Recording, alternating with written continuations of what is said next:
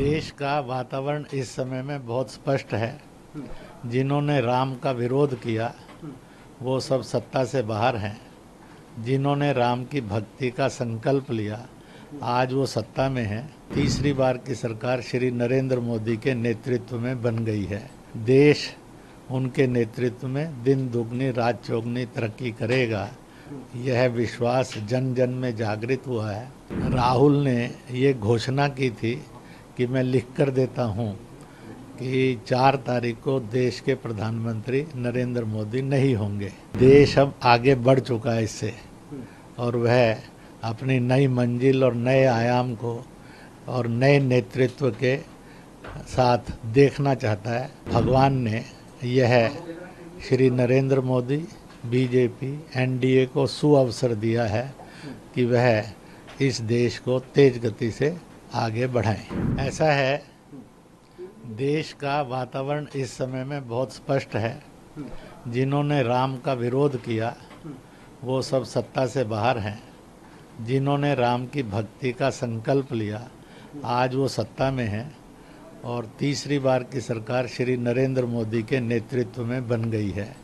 देश उनके नेतृत्व में दिन दुगनी रात चौगनी तरक्की करेगा, यह विश्वास जन जन में जागृत हुआ है, और ये विश्वास फले फूले इसकी शुभकामना करते हैं।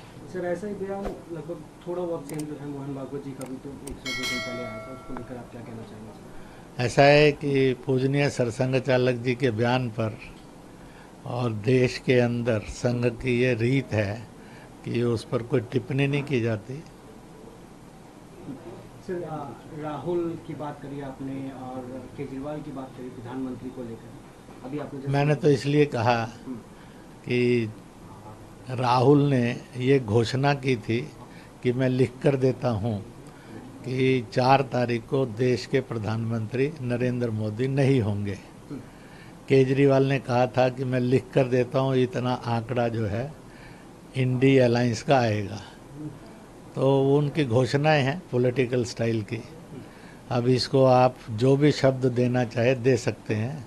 मेरा इतना ही कहना है कि देश अब आगे बढ़ चुका है इससे, और वह अपनी नई मंजिल और नए आयाम को और नए नेतृत्व के साथ देखना चाहता है।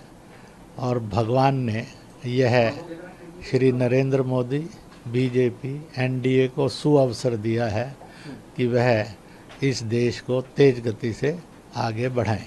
सर, आपके बयान के बाद विपक्ष ने बातें करनी शुरू कर दी। पवन खेड़ा ने तो इतना भी कह दिया कि आरएसएस को कौन सीरियस लेता है, आरएसएस को तो प्रधानमंत्री भी सीरियस नहीं लेता। तो बहुत अच्छी बात है। पवन खेड़ा जी का बयान क्या है सर? तो मैंने कहा कि उनके अपने अपने मत हैं। सर, ये आरएसएस की एक मीटिंग है जो 31 जुलाई से लेकर 2 अगस्त तक होने वाली है बीजेपी के साथ, कंबाइंड मीटिंग जो है चलने वाली। केवल बीजेपी की नहीं है, संघ परिवार की बैठक है। इसकी पूरी सूचना अगर लेनी हो तो संघ के अधिकारियों से जाकर ली जा सकती है। उन्होंने उसका बयान भी दिया है, तो वहाँ जाकर पूछेंगे तो आपको पता लग जाएगा। केवल वो संघ परिवार के सब घटकों की बैठक है, इस प्रकार का है। फिर भी आप उसका और अधिक जानकारी चाहते हैं तो संघ के अधिकृत अधिकारियों को संपर्क करें, वहाँ से आपको मिल जाएगी। और अभी तो बहुत समय आराम से मिलती जाएगी। Subscribe to Midday India. Get direct notifications on all our videos by clicking on the bell icon.